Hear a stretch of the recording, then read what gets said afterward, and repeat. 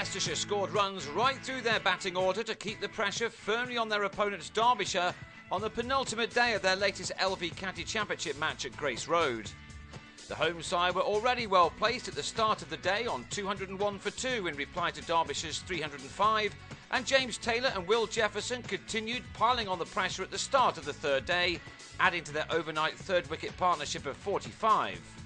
Jefferson was closing in on his highest score for Leicestershire of 135 made last year against Surrey. When 2 runs short, he was bowled by a ball from Jonathan Clare, which nipped back.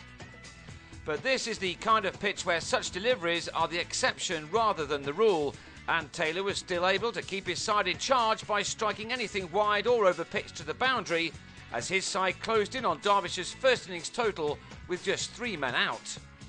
Taylor, being watched by England selector Jeff Miller, completed his 50 from his 104th ball, and he was still there by the time lunch arrived, with his team on 295 for 3, just 10 runs behind.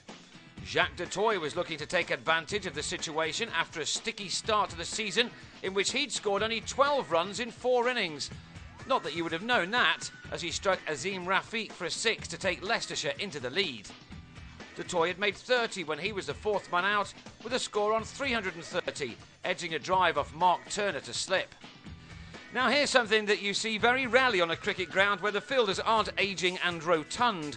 Wayne White got a thick outside edge to a ball from Rafiq, which sped towards the third-man boundary, but without quite reaching the rope. Tim Groenewald had to chase from extra cover to pick it up. With Taylor running between the wickets with the speed of a greyhound on a moped, the 2 batsmen were able to run 5, and that in spite of a brief stumble from Taylor, who could have become probably the first man ever to be run out coming back for a 5th. He was probably still exhausted from his efforts because in the next over, he followed a ball from Turner and edged to Usman Khawaja at slip to fall just 8 runs short of his 100. Leicestershire were on 339 for 5, leading by 34, and Derbyshire would have been hopeful of keeping their first innings deficit down to a minimum. They weren't able to do that because of a perfect partnership between White, playing his first LV County Championship game of the summer, and Jigger Naik, who's already having one of his better seasons with the bat. White looked in very confident form and struck Rafiq for a straight 6.